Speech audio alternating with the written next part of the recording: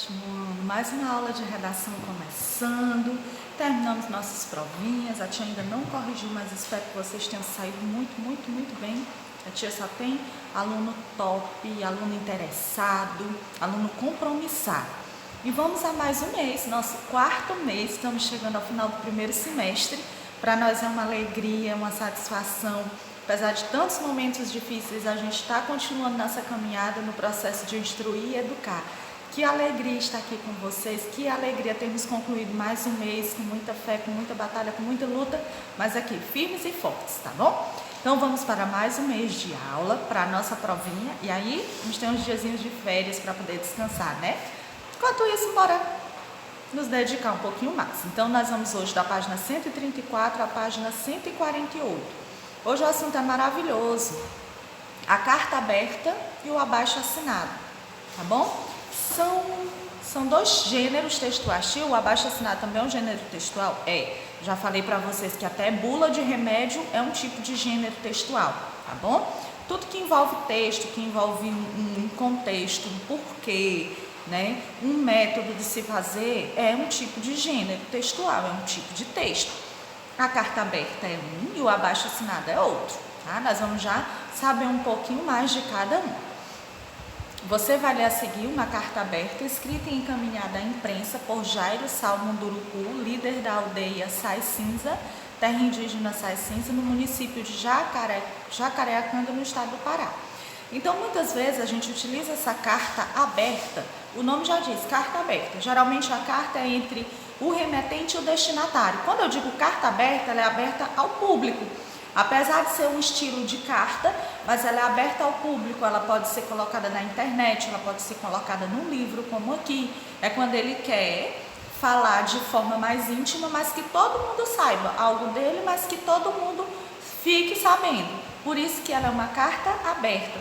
Os políticos costumam fazer carta aberta. Alguma pessoa que está passando por uma situação difícil, eles costumam fazer carta aberta. Então vamos ler um trecho da carta aberta, né?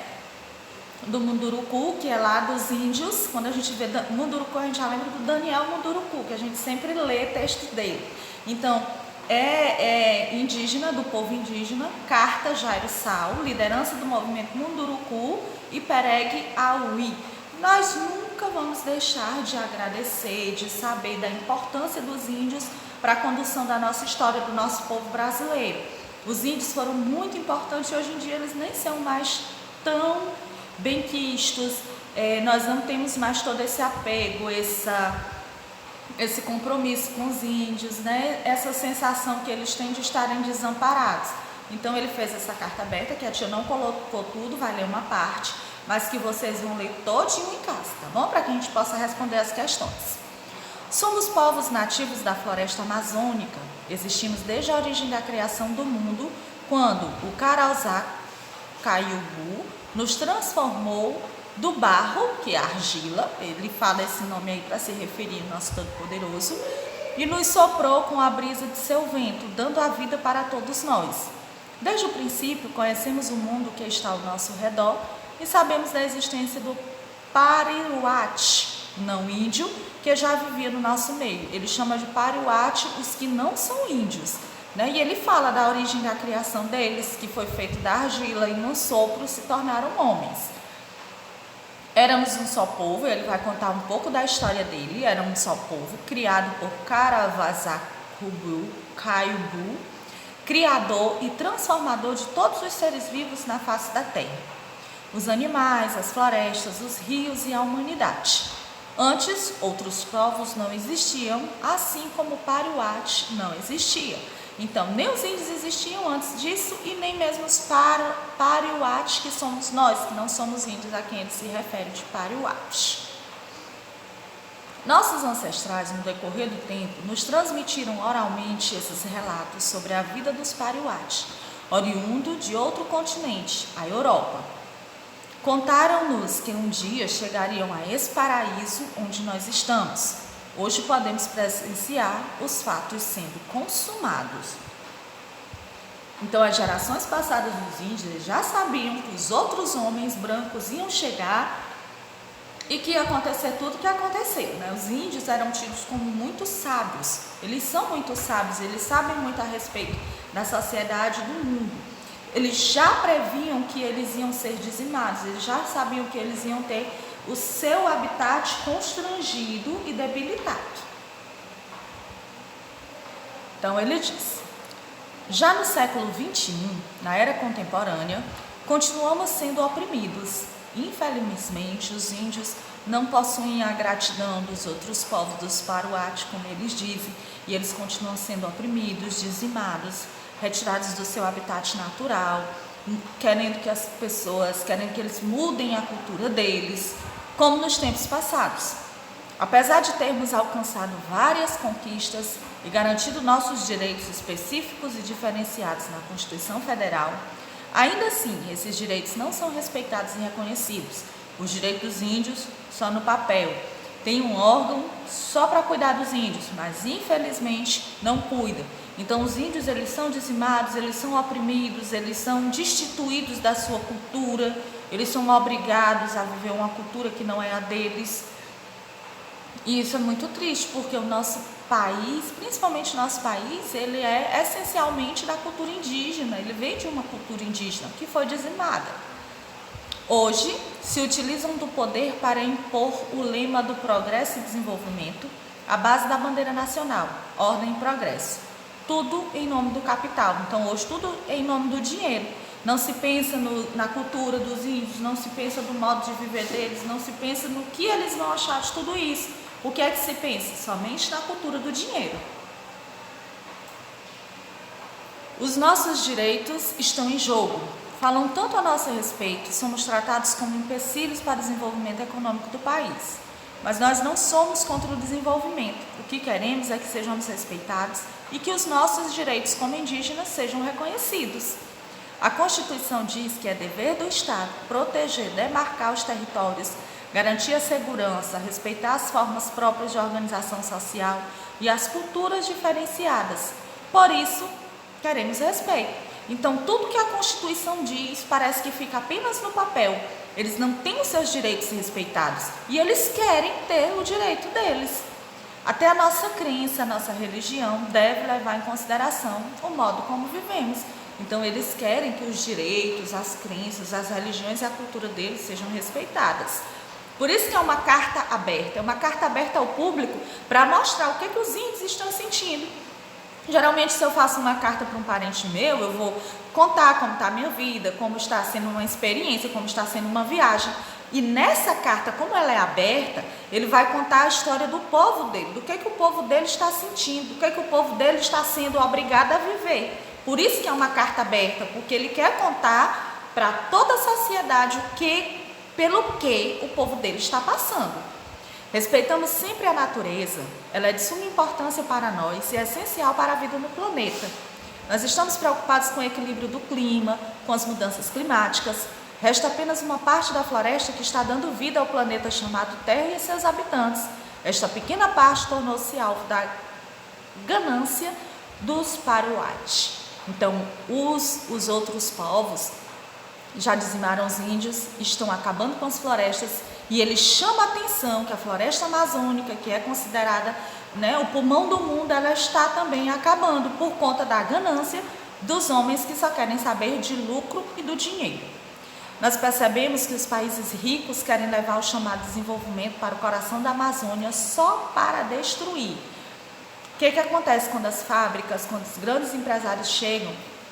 Eles desmatam toda a floresta e a floresta fica lá acabada. Não é de um dia para o outro que eu vou plantar uma árvore e vai transformar a floresta toda daquela novamente. Então a floresta está se acabando e com isso está se acabando também as nossas possibilidades de vida. Sem o verde, sem a natureza, a gente não pode viver. E ele está chamando a atenção não só para os direitos dos índios, mas também para a dizimação das florestas. Não levam em consideração os povos nativos desse continente que estão aqui há milhares de anos. Estamos lutando, resistindo, protegendo com unhas e dentes esse nosso patrimônio, mas ninguém ouve nossos gritos de socorro em prol da vida no planeta. Sabemos que a vida dos Paruati também está em risco e não estamos apenas nos defendendo, estamos defendendo toda a vida, toda a biodiversidade. Então ele não está defendendo apenas os direitos dos índios, Ele está defendendo a vida como um todo, a biodiversidade e a natureza. Será que o mundo vai permitir esse genocídio que está sendo anunciado com a decisão do governo brasileiro de construir grandes hidrelétricas em outros grandes projetos na região amazônica que transformarão a natureza, causando impactos irreversíveis para toda a humanidade? Será, gente, que o governo vai conseguir fazer isso, que os governantes, os grandes empresários aliados vão conseguir destruir a nossa floresta amazônica? É a vida na Terra que está em perigo e nós estamos dispostos a continuar lutando, defendendo a nossa floresta e os nossos rios para bem de toda a humanidade. E vocês? Vocês estão dispostos a ser solidários nessa luta? Então ele fez essa carta aberta. Quando é que a gente faz uma carta aberta? A gente quer também, além de expor, né, uma dificuldade de uma comunidade como é a dele, ele quer também mostrar para a sociedade algum problema que está havendo que afeta diretamente a sociedade, como é o problema da floresta amazônica, que está sendo destruída e com projetos aí dos grandes empresários e políticos de destruição maior ainda. Uma carta aberta apresenta algumas das características da carta pessoal. Quem é o remetente da carta aberta lida? Então a carta aberta ela também tem características da carta pessoal que nós já estudamos. O remetente é o líder indígena Munduruku Jairo Sal Munduruku. Quem é e quem são os destinatários? A sociedade brasileira e internacional, ou seja, o público em geral. Depois nós temos: observe que, diferentemente da maioria das cartas, a carta em estudo apresenta título. Levante hipótese. Por que isso ocorre? Porque uma carta aberta tem um objetivo de atingir muita gente, o maior número de pessoas. E aí, considerando esse objetivo, o título é um recurso para chamar a atenção do público, assim como os textos, as reportagens, aí é um meio de chamar a atenção do público e motivá-los à leitura do texto. Qual é o papel do título nessa carta? Chamar a atenção dos leitores para a natureza da carta, ou seja, por ele é possível saber que se trata de uma carta que veicula reivindicações dos índios mundurucus. Então, o papel do título é chamar a atenção sobre o que trata a carta. Além da presença de título, que outras diferenças quanto à estrutura é possível observar entre a carta pessoal e a carta aberta? Na carta aberta não é obrigatório haver local e data. A gente sente falta logo na hora que vê, já não parece muito com carta por causa disso, né? Além de informar quais outros objetivos a carta em estudo tem, conscientizar e estimular a participação de todos, né, para cuidar da nossa natureza. A carta lida apresenta desde o início uma comparação entre o índio e o não índio, que é o Paruati, quanto à relação com a natureza. Qual é a principal diferença na relação de um e de outro com a natureza? O não índio vê a natureza apenas como um meio de obter riqueza material, enquanto o índio pretende conservá-la e protegê-la. Quarta, há na carta lida uma solicitação. Qual é a solicitação? O que ele pede? O que ele solicita na carta? Ele pede que os direitos constitucionais, os direitos que estão na Constituição, falando dos povos indígenas, sejam respeitados e que o Estado cumpra o seu dever de proteger o território onde eles vivem. Fica bem claro isso na carta. Na sexta, a gente está fazendo algumas questões para abrir a mente, depois vocês fazem as outras. Sabemos que a vida dos Paruati também está em risco e não estamos apenas nos defendendo, estamos defendendo toda a vida, toda a biodiversidade. Por que esse argumento é importante? É importante porque lembra que não são só os índios que estão correndo risco, é toda a população. Então ele usa esse argumento para dizer: ei pessoal, não somos só nós que estamos correndo risco, não, vocês também estão, toda a comunidade está. E aí vamos, finalidade do gênero: informar a população e as autoridades sobre um problema e conscientizá-las dele, estimular para que eles apoiem, para que tudo melhore. Perfil dos interlocutores numa carta aberta: o locutor é uma pessoa, um grupo, e o destinatário é a população em geral. Onde nós vimos a carta aberta? Suporte ao veículo, jornais, revistas, rádio, TV, sites, internet. Quais são os temas da carta aberta? Geralmente são assuntos sociais ou políticos de interesse de toda a população. Tanto que é uma carta aberta, né? Estrutura: identifica o destinatário, o remetente, apresenta título e assunto, como apresentação do problema e solicitação. O que ele quer através daquela carta aberta? Ele apresenta o problema, mas ele também ao longo da carta diz o que ele quer através daquela carta aberta. Linguagem. Uma variedade linguística de acordo com a norma padrão, geralmente de acordo com a norma padrão. Logo depois, nós temos um abaixo-assinado pela demarcação do território indígena do Santuário dos Pajés. Abaixo-assinado é quando eu peço ajuda à população. Não sei se vocês já viram em grupos de WhatsApp, tem vários abaixo-assinados. Ultimamente o que tem é sobre a enfermagem, né? Alguma coisa a respeito da enfermagem, horário de trabalho e teto de salário, onde eles pedem ajuda para que todos assinem, para que eles consigam atingir seu objetivo. Para o governo do Distrito Federal, Presidência da República. Então, esse abaixo-assinado é para o governo. O território indígena Santuário dos Pajés constitui há mais de 50 anos, no plano piloto do Distrito Federal, uma área de cerrado nativo habitada por diversas etnias, dentre elas a Funiô, Tupaia e a tribo Guajajara. Neste local, os indígenas mantêm suas práticas religiosas, celebrações e costumes comunitários, conforme laudo antropológico reconhecido pela Associação Brasileira de Antropologia. Devido à construção de um bairro nobre no plano piloto setor noroeste, esse território sagrado tem sido alvo de sucessivas invasões, protagonizadas pela especulação imobiliária que tem promovido a exclusão étnica e social em todo o Distrito Federal.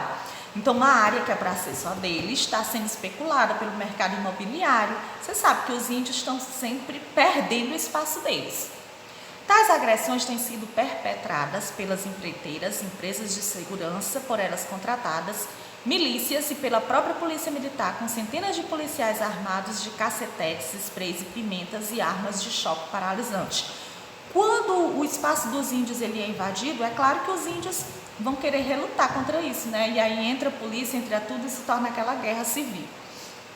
Em flagrante violação dos direitos humanos, tem se intensificado a operação contra moradores e apoiadores do santuário, com prisões violentas e constantes desrespeito e determinações legais que proíbem a continuação das obras no local. É imprescindível o apoio da população que cessem as invasões das construtoras e para que seja feita a demarcação imediata das terras indígenas no Santuário dos Pajés, respeitando-se os preceitos legais que garantem a integridade das etnias indígenas e das terras por elas ocupadas. Então, a terra é deles, está lá na Constituição dizendo que aquele local não pode ser tomado. E aí ele está pedindo ajuda da sociedade para que esse direito dele seja respeitado através desse abaixo-assinado. Exigimos que sejam tomadas as seguintes providências. Providência 1. O imediato impedimento à permanência de construtoras destruindo a terra Funiô, Tapuia e os vestígios de sua ocupação tradicional, observando o que determina a Constituição Federal quanto à nulidade de títulos de propriedade de terras indígenas. Eles estão querendo tomar a terra. Segundo, a nulidade para anular as licenças prévias de instalação, bem como a cessação de todas as obras do setor noroeste. Está pedindo para que as obras que pegam o espaço dos índios sejam paralisadas. E a demarcação do território indígena do Santuário dos Pajés a partir da constituição de grupos de trabalho da FUNAI, que é a Fundação Nacional de Amparo ao Índio, aquele órgão que eu disse que o governo criou para cuidar dos índios. E eles demarcaram o território dos índios, mas essas construtoras estão invadindo, com base em laudo antropológico solicitado à equipe técnica, nomeado pela própria FUNAI, concluído em agosto de 2011. Então, esses são os pedidos deles. Razões para apoiar esta causa. Ele ainda argumenta, justifica. Por que eu devo apoiar? Esse conjunto de atos ilegais fere o artigo 231 da Constituição, que estabelece serem terras tradicionais ocupadas pelos índios, né? E aí ele coloca tudo isso, ele pede ajuda para que a população faça esse abaixo-assinado, assine e ajude os índios a ficarem no seu local de origem. Eu acho algo muito justo. Então tem aqui um abaixo-assinado é dirigido ao governo do Distrito Federal e à Presidência da República, e aí os índios mesmo assinaram. Quais são as reivindicações feitas no documento? A demarcação das terras indígenas do santuário, impedimento de construções no local e a anulação das licenças de construção no local. 3 são os pedidos que nós vimos lá. Os destinatários têm autoridade para atender às reivindicações? Sim, porque são as autoridades máximas do Distrito Federal, né? O abaixo-assinado representa os interesses de quem? de uma única pessoa, de uma entidade ou de um grupo de pessoas, né? A identificação não está explícita no texto, mas, né, dá para se entender que é de um grupo de pessoas. Depois nós temos: foram empregados pronomes de tratamento no texto? Se sim, eles estão adequados? Se não, levante hipótese sobre a razão de ter sido feita essa opção. Não, o texto não se dirige a nenhum dos governantes especificamente, mas aos dois. Talvez por isso se tenha optado por uma linguagem mais impessoal, sem se dirigir diretamente ao governante com o pronome de tratamento. Identifique os parágrafos que formam o corpo do abaixo-assinado, parágrafo 1 ao 7. O primeiro e o segundo parágrafo do texto apresentam uma contextualização histórica do Santuário dos Pajés. Qual o papel dessa contextualização? Ele contextualiza como foi que começou, como foi que se iniciou. Então, essa contextualização histórica serve como argumento para convencer os interlocutores, mostrando que a terra pertence há 50 anos aos índios, que vivem lá tranquilamente, e isso fortalece a ideia de que a terra é realmente deles, que não pode ser tomada, não pode ser invadida. Razões para apoiar esta causa. Levante hipótese. Essa parte do texto é destinada aos governantes ou às pessoas que potencialmente podem assinar o documento? É destinada às pessoas para aderir a essa causa, para poder assinar e terem a certeza de que estão fazendo a coisa certa. No fechamento do texto, vamos levantar hipóteses. Por que não foram colocadas informações de local e data neste documento? Talvez pelo fato de o documento estar coletando assinaturas na internet. Logo, seu alcance é nacional e internacional. Não há uma data definida, né? É algo de longa duração. Sétima, que tipo de variedade linguística predomina? Uma variedade de acordo com a norma padrão. Esse tipo de linguagem é adequado ou inadequado ao perfil do interlocutor? É adequado porque está se dirigindo a autoridades do governo. Qual o tempo verbal predominante no texto? Presente do indicativo, como se estivesse acontecendo naquele momento. Qual é a finalidade de um abaixo-assinado? Encaminhar uma reivindicação coletiva a uma autoridade. Perfil dos interlocutores. O locutor é uma entidade, é um grupo de pessoas e destinatários são as autoridades, né? Geralmente a gente faz porque quer que a autoridade tome de conta de alguma coisa.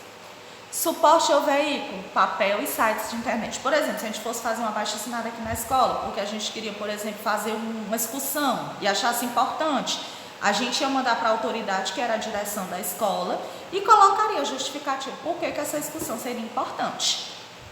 Temas são reivindicações de interesse da população, sempre assim. Estrutura, tem o vocativo, que é o chamamento, identifica a quem se dirige o documento, o corpo do texto e os argumentos e o fechamento.